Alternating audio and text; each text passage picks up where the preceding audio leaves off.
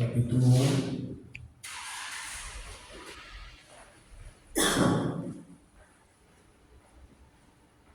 Versículo 20. Sabendo primeiramente isto, que nenhuma profecia da Escritura provém de particular elucidação, porque nunca jamais qualquer profecia foi dada por vontade humana. Entretanto, homens santos falaram da parte de Deus, movidos pelo Espírito Santo. Amém? Então, nossos dois textos básicos, texto básico para a nossa introdução, do nosso estudo. A inspiração da Escritura. Uma das maiores perguntas que surgem quando estudamos a Bíblia é: como podemos ter certeza de que a Bíblia é realmente a palavra de Deus? A resposta está na doutrina da inspiração das Escrituras. A Bíblia não é apenas um livro religioso, anote aí. Ela é a revelação de Deus para a humanidade. Amém? Eu sempre tenho falado que Deus, Ele quer se revelar ao homem. E uma das coisas que Deus quer usar e usa e sempre vai usar é a palavra de Deus. É a Bíblia Sagrada, é a Bíblia que você tem nas suas mãos.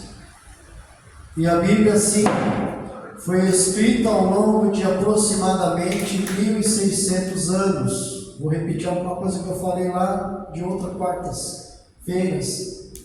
Por mais de 40 autores diferentes, em lugares distintos, culturas diferentes e épocas diferentes, mas apresenta uma única mensagem central: Jesus Cristo e o plano da redenção. Amém? Toda a sua Bíblia ela vai culminar 40 autores, por mais de 1.600 anos, lugares diferentes, distintos, mas ela vai ter vai dar a mesma ponto final: Jesus Cristo é o plano da redenção. Aleluia. Sobre a organização da Bíblia, vou dar só uma pincelada bem por cima. A Bíblia não foi escrita em capítulos e versículos, primeiramente, mas os manuscritos originais eram textos contínuos. Você já pensou? Pensa aqui comigo, texto contínuo, Jefinho. Não tinha versículo, capítulo, eram textos contínuos.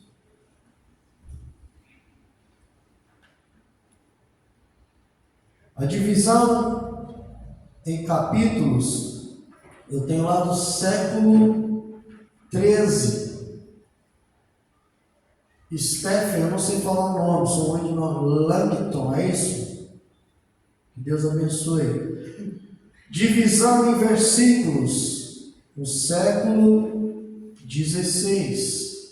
Robert Estienne, seja como for.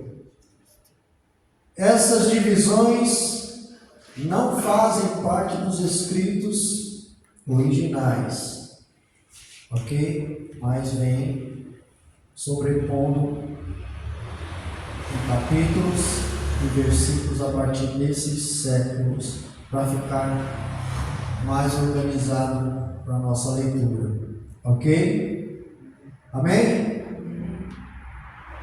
Antigo Testamento. Como o Antigo Testamento foi organizado? Você nota na sua Bíblia que os livros foram agrupados por assuntos. Isso vai, para quem não se aprimorou a isso, vai te dar uma alusão melhor ao livro sagrado, a sua Bíblia. Os livros foram agrupados por assunto. E nós temos isso como os livros, primeiramente, livros históricos. Livros históricos.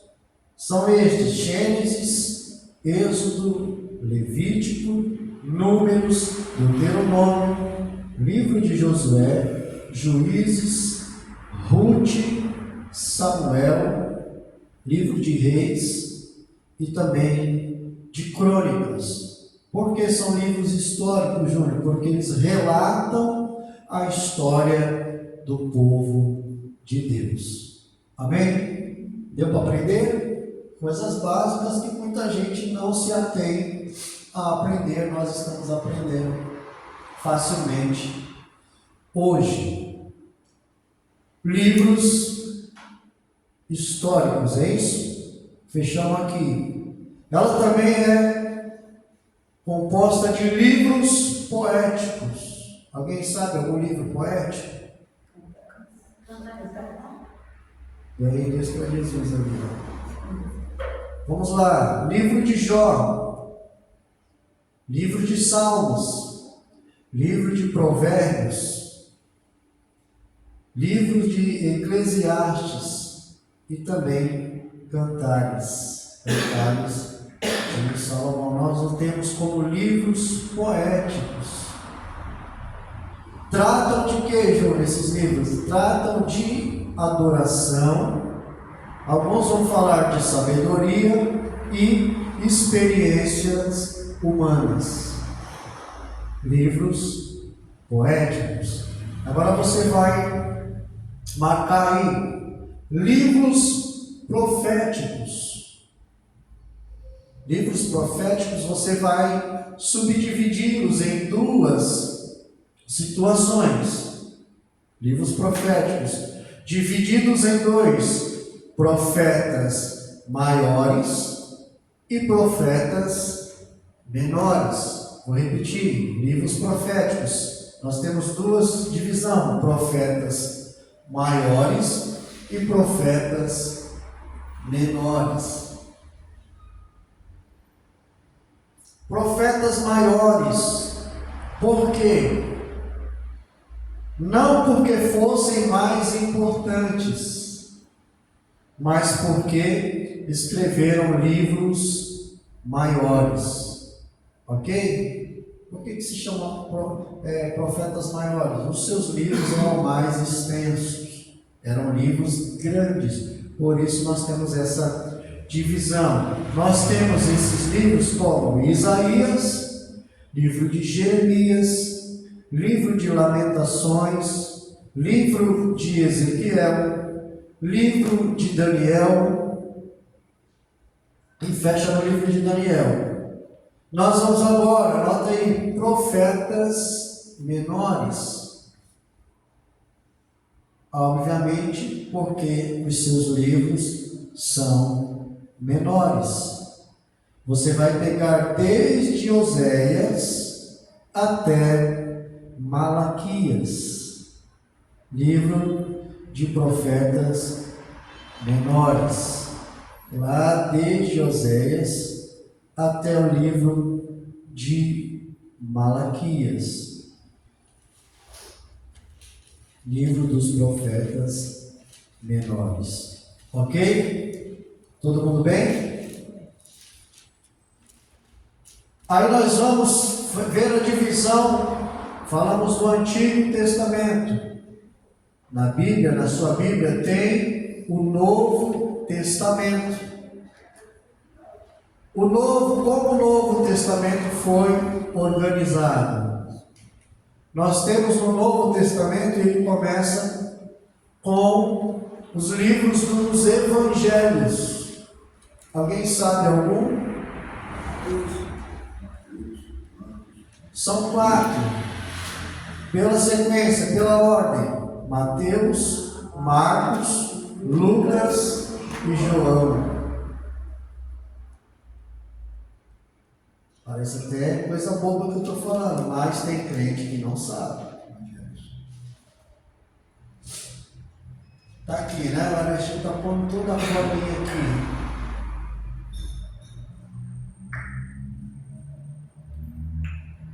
Livros evangélicos narram a vida e ministério de Jesus. Então a dica já está dada. Eu quero saber sobre a vida de Jesus. Você vai aonde? Lá nos profetas? Nos livros históricos? Você vai nos evangelhos, gente.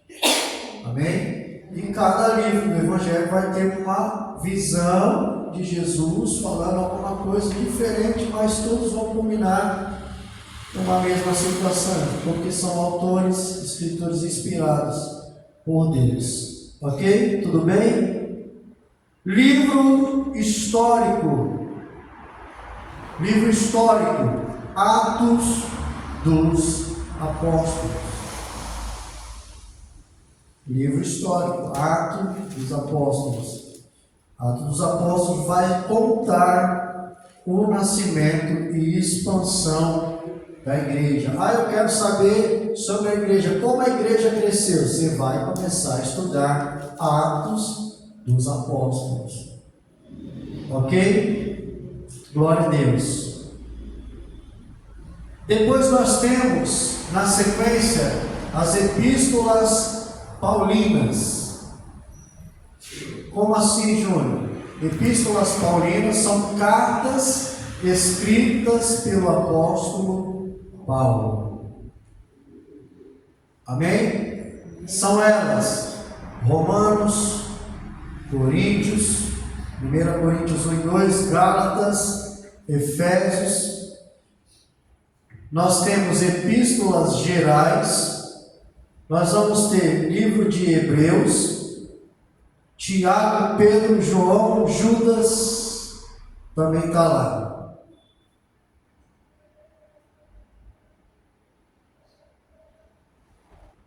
Também nós vamos ter o livro fechando o Novo Testamento, o livro profético, que é o livro de Apocalipse, que revela a revelação final de Cristo. Amém? Então, só dar uma pincelada sobre os livros que contêm o Antigo e Novo Testamento e como eles são chamados nos seus respectivos grupos. Agora eu quero também falar sobre a inspiração. O que é inspiração? Sua definição. Quando falamos de inspiração bíblica, não estamos falando de inspiração artística. Um poeta pode ser inspirado, um músico pode ser inspirado, mas a inspiração bíblica é diferente. A palavra grega usada em 2 Timóteo, ao qual nós lemos, é teopneustos. Teopneustos, eu não sei se eu consegui colocar aí. Está lá em cima. Que quer dizer soprada por Deus. Teo, Deus, pneustos, igual a soprado. Significa, juntando as duas, soprada por Deus. A Bíblia é o resultado da ação sobrenatural do Espírito Santo sobre os seus escritores.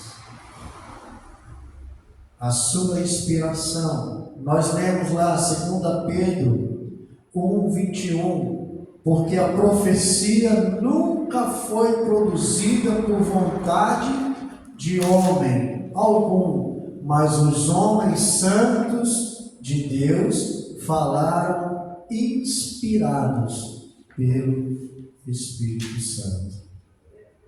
Amém? Então, os autores escreveram livremente, mas sob direção divina.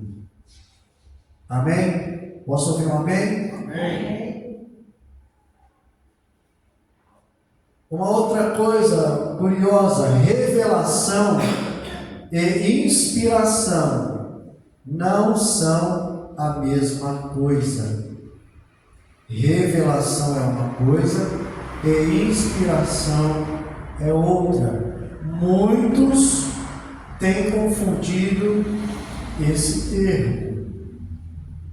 O que é revelação? Quando Deus mostra algo. Revelação é quando Deus mostra algo. Exemplo: os 10 mandamentos. Deus mostrou. A visões de Daniel.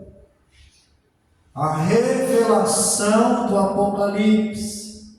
Deus revelou. E agora, Júnior, inspiração. Inspiração é o quê? É quando Deus guia o escritor para registrar corretamente aquilo que deve ser escrito.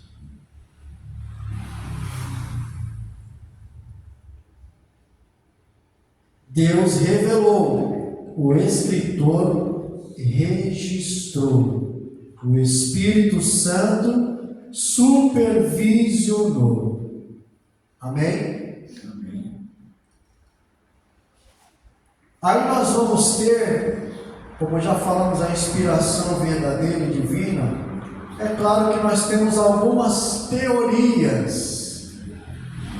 E é bom saber, todo cristão saber, teorias sobre a inspiração.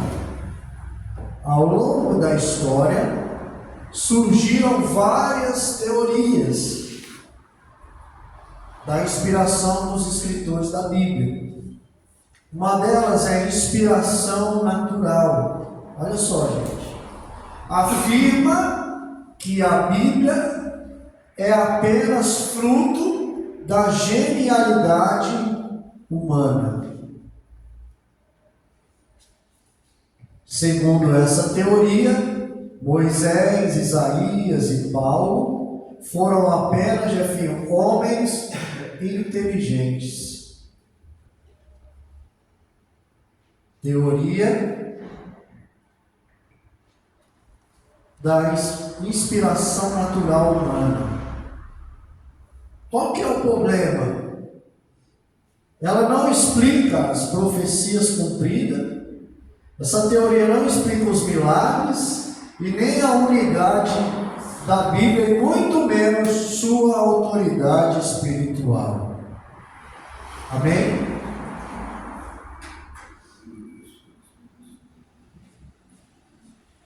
Segunda teoria que apareceu: inspiração por iluminação. Olha só.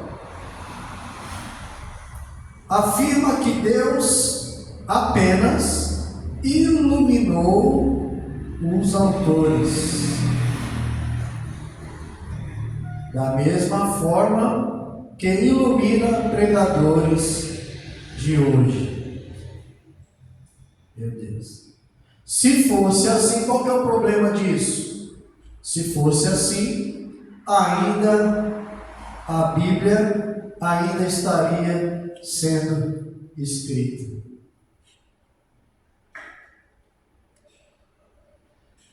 Mas a revelação bíblica já foi concluída.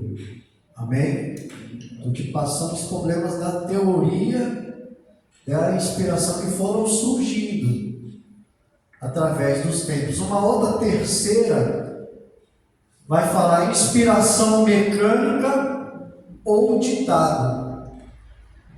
Olha só, essa inspiração mecânica ou ditado, essa teoria fala que afirma que Deus simplesmente ditou cada palavra. Quem aqui lá na historinha lá já fez ditado? Lembra? Como é que era? Ditado, né? Hoje a professora ia falando e a gente ia escrevendo. Então era assim, inspiração mecânica ou ditado. Afirma que Deus simplesmente ditou cada palavra. Os escritores teriam sido apenas como máquina de escrever. Qual que é o problema disso? Vou explicar. A Bíblia, ela mostra estilos diferentes dos seus autores. Lucas, pega o livro que Lucas escreveu, escreve como historiador. Paulo, ele vai escrever como teólogo. Você pega Davi, cada um tinha o seu jeito. Davi era como um poeta, era músico. Salmos. João, ele falava de forma simples e profunda. Isso mostra participação humana. Então quebra essa coisa de foi ditado ou mecânico. Amém, irmãos? Glória a Deus. Uma outra teoria fala inspiração parcial. O que é isso? Afirma que apenas algumas partes da Bíblia são inspiradas. Quer dizer, é parcial, ela não é completo. Qual que é o problema disso? Quem decidirá quais partes são inspiradas, então? Amém? Quem vai decidir, então, qual que é a parte inspirada? Aí quer dizer, então, que o homem passa a ser juiz da palavra de Deus. Está errado. Então, essa teoria também não é certa. E nós, qual a posição dos evangélicos? Qual a posição evangélica? A posição histórica do cristianismo evangélico ela é inspiração verbal e plenária. Coloca aí, inspiração verbal e plenária. Como assim, Júnior? Vou explicar. Verbal significa que as palavras foram inspiradas. Aquilo que eu falei lá no início. Verbal, elas foram inspiradas, não apenas as ideias. Pegou aí? Jesus afirmou: nem um jota ou um tio se omitirá da lei. Isso aí está lá em Mateus 5:18. Então ela é inspiração verbal e plenária. Sobre plenária, vamos escrever: plenária significa completa. Ela é plena, ela é completa. Toda a Bíblia foi inspirada. Não apenas parte dela, mas toda ela foi inspirada. Aí nós podemos pegar, como ela é completa, a gente vai ler o que a Bíblia diz de si mesma. O Antigo Testamento, só uma palhinha, centenas de vezes encontramos expressões como: assim diz o Senhor. E já lemos aqui várias vezes, assim diz o Senhor. Uma outra expressão que nós encontramos no Antigo Testamento: veio a palavra do Senhor. Então, irmãos, todos os profetas falavam com autoridade divina. Eles tinham essa autoridade, então eles receberam essa inspiração, inspirados por Deus, pelo seu Espírito Santo. Jesus confirmou o Antigo Testamento. Jesus citou Gênesis, Êxodo, Salmos, Isaías, livro de Daniel, como palavra de Deus. Então nós estamos lendo, vem comigo, o que a Bíblia diz de si mesma, nesse cenário. Jesus, ele vai citar, ele confirma. Jesus, irmãos, está aqui no Novo Testamento, mas ele vai confirmar o Antigo. Ele vai descrever, ele vai citar Gênesis, Êxodo, Salmo, Isaías, Daniel, como palavra de Deus. E vamos aqui no Novo Testamento. O que acontece no Novo Testamento? A Bíblia falando dela mesma. Quem está comigo? Amém. Pedro, o que diz Pedro? Pedro chama os escritos de Paulo de Escrituras. 2 Pedro 3,16. Paulo já era reconhecido como escritor inspirado. Está lá, certinho aqui, é só você anotar. Um outro tema, e já vamos encerrar.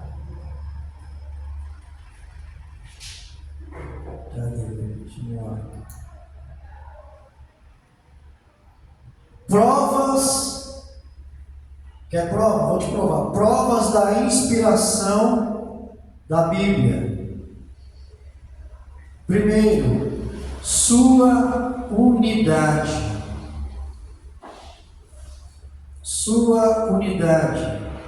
A Bíblia, como nós já lemos, já vimos aqui na outra parte, a Bíblia possui 66 livros, mais de 40 autores, cerca de 1.600 anos de escrita. Mesmo assim, irmãos, possui uma única mensagem. O tema central da Bíblia é o que? Jesus Cristo. Esse é o tema central da Bíblia. Ainda que esteja lá nas entrelinhas, é Jesus Cristo. Do Gênesis ao Apocalipse. Segundo, provas da inspiração bíblica. Segundo, o cumprimento profético. Claro, cumprimento profético. Nenhum outro livro possui tantas profecias cumpridas. Te dar exemplo. Nascimento em Belém. Foi profetizado no livro de Miqueias, capítulo 5, versículo 2. Depois você lê lá.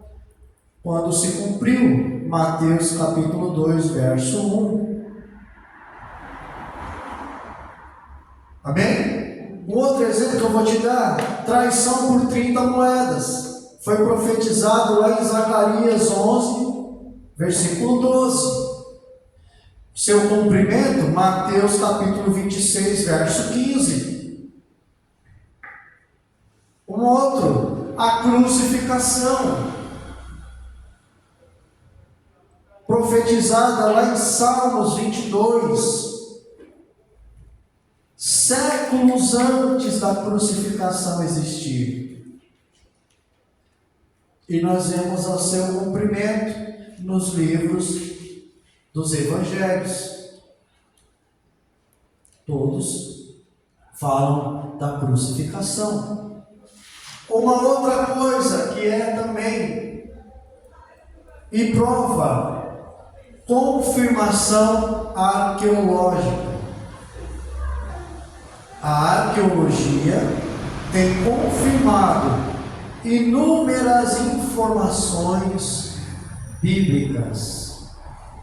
Vou te dar exemplo. Está aí, ó, manuscritos do Mar Morto. Também nós temos lá o achado da cidade de Jericó. Nós temos inscrição da casa de Davi. Nós vemos também piscina de Betesda, túnel de Ezequias. Então são algumas pinceladas das descobertas arqueológicas, provando sobre a Bíblia. Cada descoberta fortalece a confiabilidade histórica das Escrituras. Amém, irmãos? Isso é fato.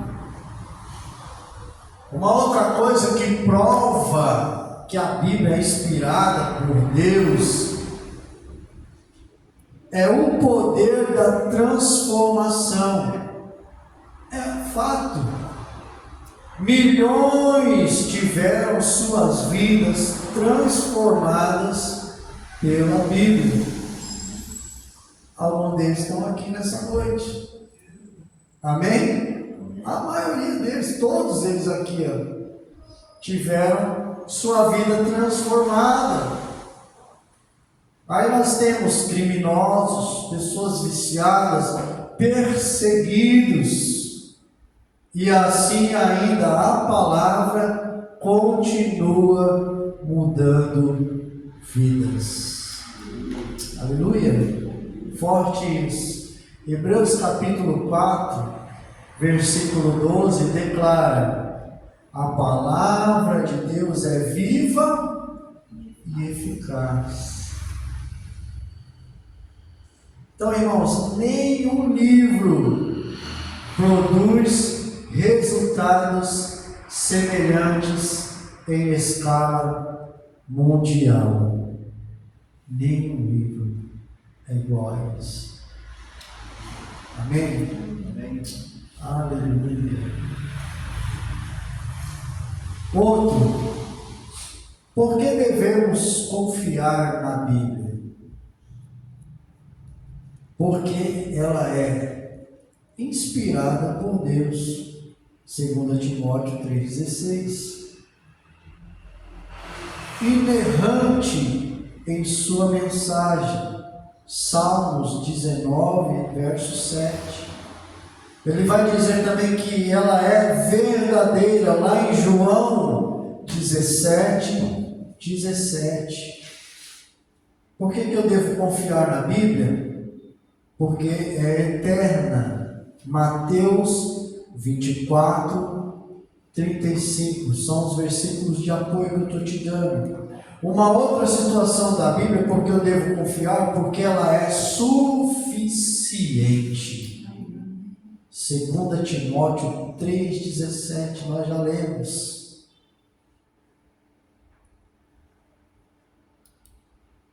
E eu não vou me estender, vou deixar para a próxima aula. Mas algumas aplicações práticas que eu quero reverenciar para nós nessa noite sobre a Bíblia. Amém? Não devemos apenas possuir uma Bíblia. Ah, meu Deus, vou falar com alguém aqui. Mas devemos lê-la. Amém? Segundo, não basta também lê-la, mas devemos estudá-la. Estudar é diferente de ler. Quando você estuda, você para, você olha, você vê, você volta de novo, você vai procurar se aprofundar, que seja uma palavra. No mínimo você vai procurar ela no grego e no hebraico, o significado. No mínimo você precisa, para estudar a Bíblia, uma concordância bíblica. Também um dicionário também vai te ajudar, um dicionário bíblico. E principalmente o manuseio do grego e hebraico. Vai te ajudar bastante. Amém? Estou falando só para quem quer estudar. Não basta também, terceiro, estudá-la, mas sim devemos praticar.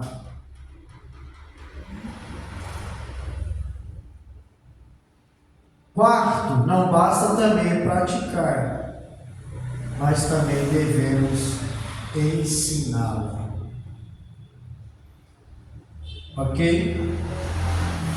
E eu concluo o meu raciocínio dizendo aqui, até porque a Bíblia não é um livro comum, nunca vai ser. Nunca leia a Bíblia como um livro comum. Ela foi escrita por homens, sim, mas inspirada por Deus. A Bíblia foi preservada ao longo dos séculos. Você já parou para pensar nisso? Né? Anos, séculos, eu estou falando de séculos. Resistiu, há muitas perseguições. A Bíblia que chegou até nós. Isso porque nem nós vamos falar ainda, já viu como ela chegou até nós. Tem muita lenha para queimar falando sobre a Bíblia. Mas olha só, resistiu a perseguições, críticas, tentativas de destruição e continua sendo o livro mais lido da história. É a nossa Bíblia Sagrada. Meu Deus. Quando abrimos a Bíblia, não estamos lendo apenas palavras antigas, estamos ouvindo a voz de Deus falando conosco.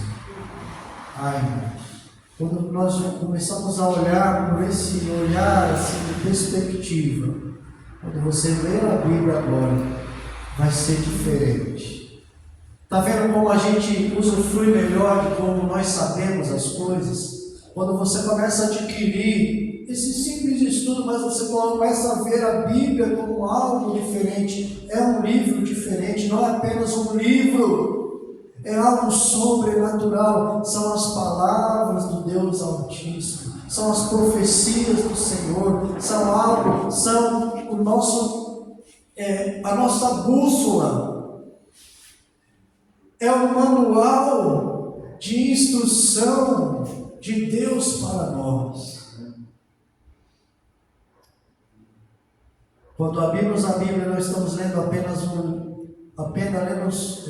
estamos lendo apenas palavras antigas, estamos ouvindo a voz de Deus. Mateus 24:35 vai dizer: passará o céu e a terra, mas as minhas palavras não hão de passar. Amém? Agora eu pergunto para você, vamos ver se você gravou alguma coisa aqui. O que significa inspiração bíblica? Soprado por Deus. Soprado por Deus. Qual que é o nome lá que está lá? Eu o quê?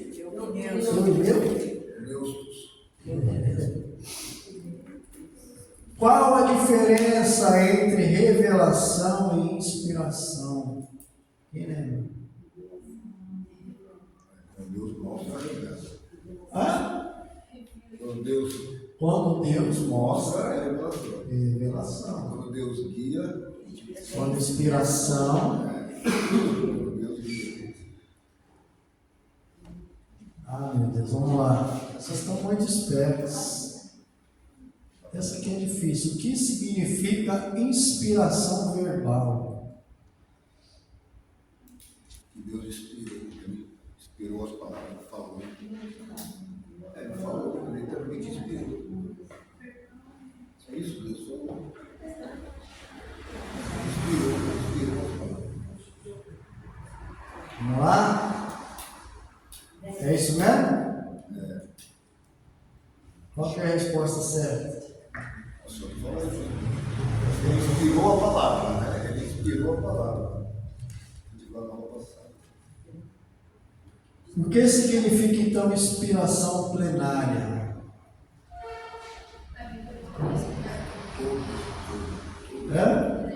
Esse lado aqui está quietinho, esse lado aqui não fala nada, você olha para mim, não olha assim. Lembra do plenário? A inspiração plenária, ela é plena. Amém? Não é só uma parte dela. Tem algumas teorias que falaram que só uma parte bíblica. Não.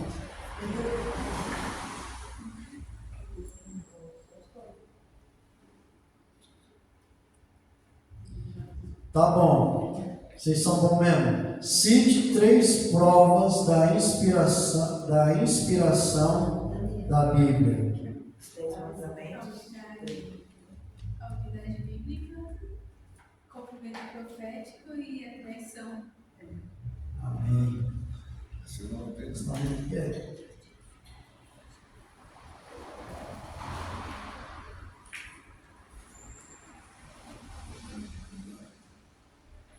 Mas aqui é muito fácil.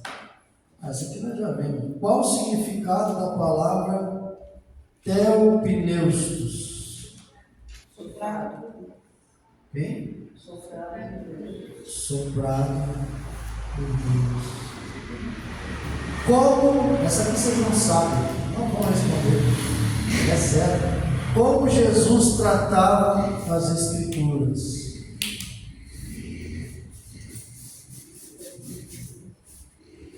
Nem eu sei.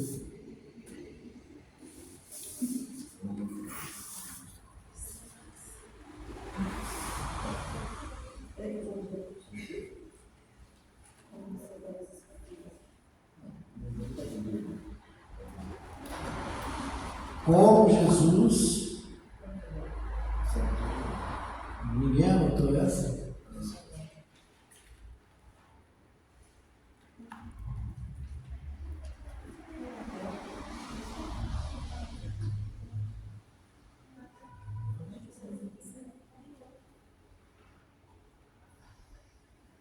Como Jesus tratava? Jesus ele sempre confirmava o Antigo Testamento. Ele tratava ela como um todo. Ele vai confirmar sempre, usando o livro de Gênesis, do Êxodo. Tá lá. Jesus citou Daniel, Isaías. Ele tratava como palavra de Deus. Jesus também confirma o Antigo Testamento. Mais uma para encerrar? Não falo mais nada com vocês.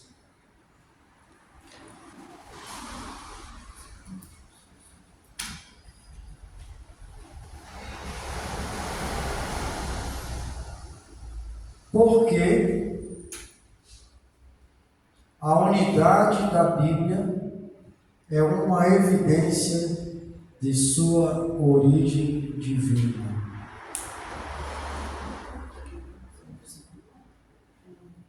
Porque tudo se trata.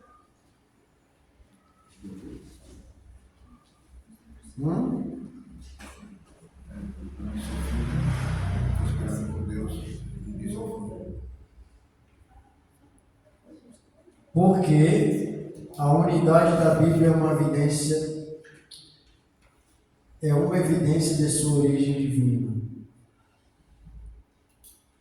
É claro, você pega 40 autores de lugares diferentes, de todos os tipos. Teve profeta, uns foram pastores, outros foram sacerdotes e por aí vai.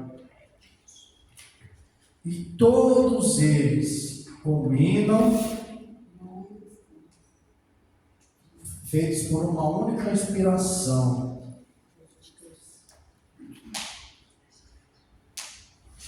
Então, ela culmina aqui, ó. Até botei aqui, ó. Porque tantos inimigos declarados da Bíblia, depois de estudá-la, mudam sua posição e abraçam a fé. Um dos motivos é a surpreendente unidade da Bíblia. Aí entra onde eu falei, considere o fato que a Bíblia foi escrita por um período de cerca de 1.600 anos, pelas mãos de mais de 40 homens, e que apesar disso, não há conflito em suas mensagens ou em seus conceitos. Ela não conflita entre si. Amém, irmãos? Isso é que é poderoso. A Bíblia ela sempre vai se encaixar. Ela mesmo se revela, ela mesmo se desdobra, ela mesmo se explica. Isso é algo sobrenatural. É a nossa Bíblia. Amém? Não vou falar mais nada, senão começa a confundir as cacholas. Tá bom por hoje. Tá bom? O que você anotou, Deus preserve o teu coração. Quero que você fique de pé. E é assim, culto de doutrina, de ensinamento é mais para a gente aprender mesmo a ouvir a voz de Deus, aquilo que Ele está ensinando ao nosso coração. Tá bom? Próxima quarta-feira, se Deus permitir, a gente continua destrinchando sobre a Bíblia. Amém?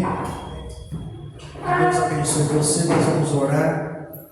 Sábado nós estamos aqui, se Deus permitir, em nome de Jesus, às 7h30 nosso culto de adoração e louvor ao Senhor. A igreja está em movimento. Amém, irmãos? Glória a Deus. Vamos orar? Senhor Deus e Pai, muito obrigado por mais uma palavra poderosa. O Senhor nos ajude a guardar aquilo que o Senhor tem ensinado a nós. Abençoe cada mente, cada coração. Nós possamos sair daqui diferenciados com mais destreza no aprendizado. Te agradeço, Deus, por ter conhecido a Bíblia Sagrada, esse livro tão poderoso, que às vezes muitos omitem e esquecem, mas nós declaramos que essa é a gloriosa palavra de Deus. Ela vai estar sempre nos nossos corações, nos guiando, nos ajudando, nos confortando, nos consolando, muitas vezes nos advertindo. Meu Deus, muito obrigado pela Tua palavra. Nós escolhemos a Tua palavra no coração para não pecar contra o Senhor. Nos guarda, nos leva de volta em paz aos nossos lares. Que o Senhor nos abençoe, nos livre de todo mal. Que o Senhor abençoe até o próximo culto de sábado, onde nós vamos estar aqui na Tua presença. Guarda os meus irmãos, leva eles de volta aos seus lares, guardados pelos seus anjos, e que encontre o seu lar em paz, em nome de Jesus. Que a graça do nosso Senhor Jesus Cristo, o amor de Deus Pai e a comunhão do Espírito Santo seja sobre todos nós, desde agora e para sempre. Amém. Que Deus te abençoe. Vai em paz.